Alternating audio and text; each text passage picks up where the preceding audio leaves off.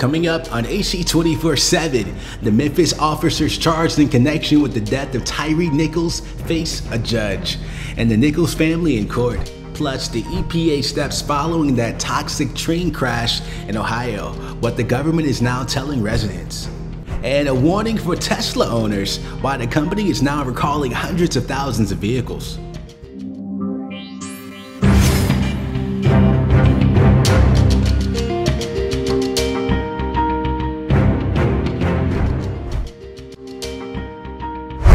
Hey there, welcome to AC 24/7. I'm your host, Lamar Baldwin.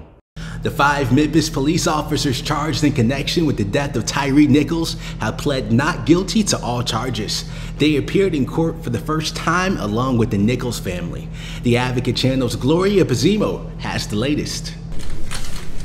The 5 Memphis officers charged in connection with the killing of Tyre Nichols faced a Shelby County criminal court judge Friday and declared their innocence. At this time, we waive the formal reading of the indictment off to the court, a plea of not guilty. Tadarius Bean, Demetrius Haley, Justin Smith, Emmett Martin III, and Desmond Mills Jr. were formally arraigned during this brief court proceeding less than a month after they were fired from the department, and 2 months since police and traffic cameras captured them brutally beating Nichols, a 29-year-old black man, after he was pulled over for a traffic stop.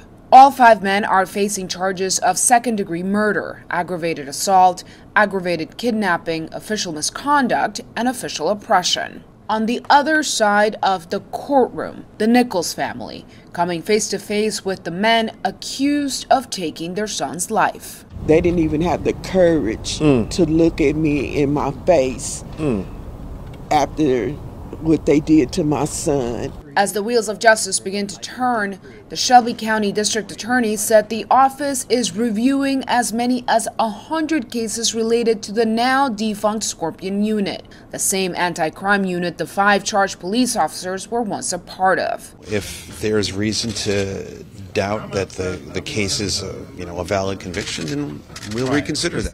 I'm Gloria Pasmino reporting. A new Tennessee lawmaker's fashion choice is sparking a debate about race and dress code. Justin Pearson wore a dashiki during his swearing-in ceremony. This week, a fellow lawmaker criticized the clothing choice, saying there's a tradition of male lawmakers wearing suits and ties on the House floor.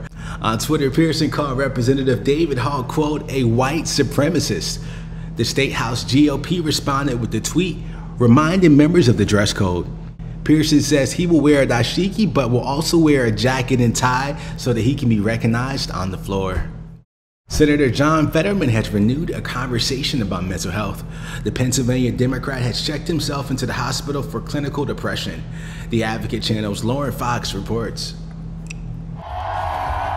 Democratic Senator John Fetterman of Pennsylvania voluntarily checked himself into Walter Reed National Military Medical Center to, quote, receive treatment for clinical depression, according to a statement from the senator's office.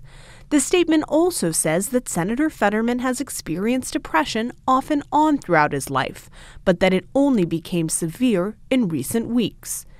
And after examining John, the doctors at Walter Reed told us that John is getting the care he needs and will soon be back to himself.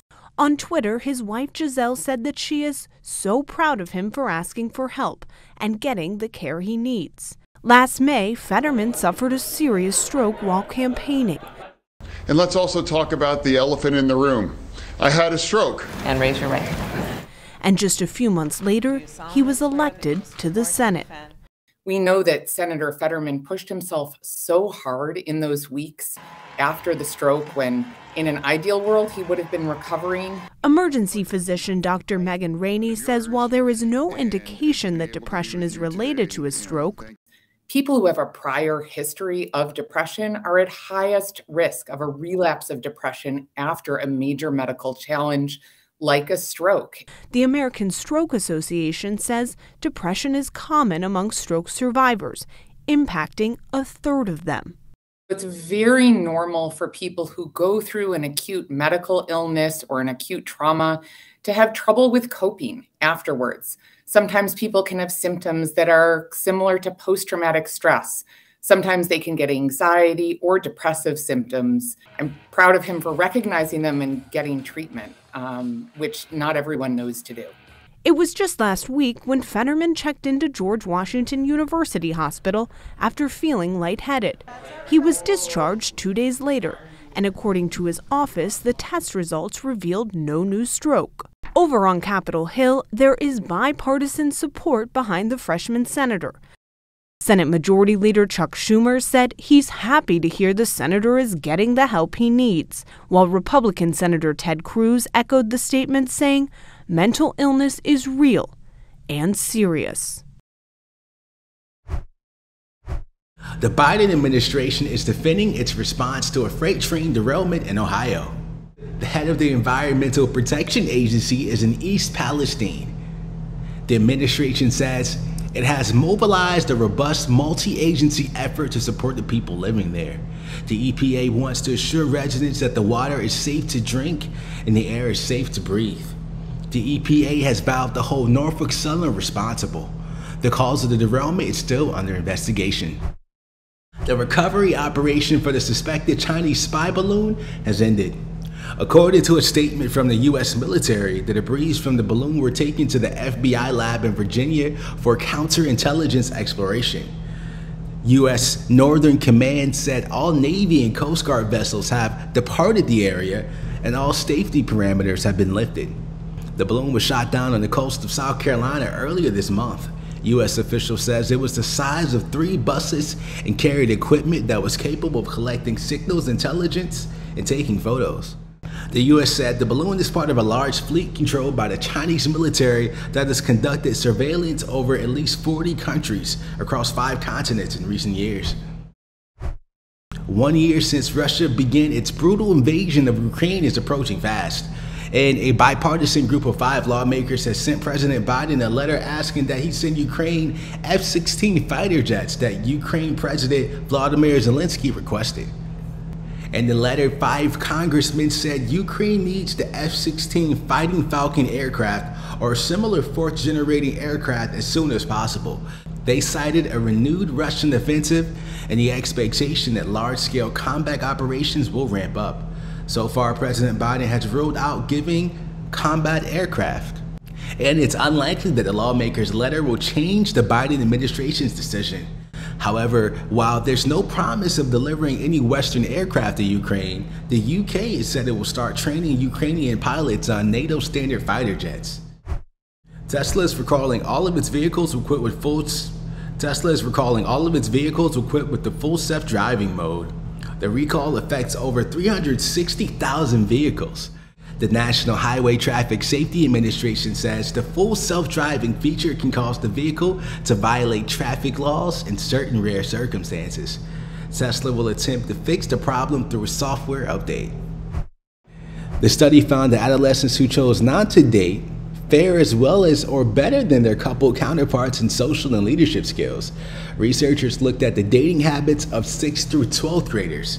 The so-called low daters rated higher in social and leadership skills and lower in depression than those in other dating groups.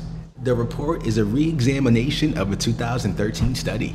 Paris Hilton is opening up about the length she went to keep her surrogacy private. The hotel heir recently revealed that she went as far as wearing a disguise to attend the birth of her son and for their surrogate to maintain privacy. Hilton told Harper's Bazaar she and her husband wanted to have this whole experience to themselves since their whole life has been in the public eye. Hilton and husband welcomed their son in January.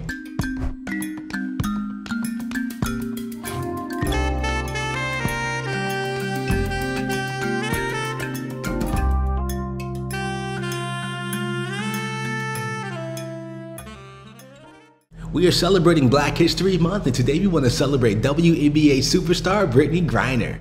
Griner, born in Houston, Texas, was a star college basketball player and led the Baylor women's team to a national championship.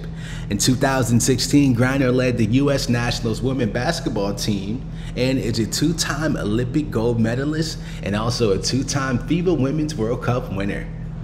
Griner has also been recognized as an activist protesting during the Black Lives Matter movement after the killing of Breonna Taylor.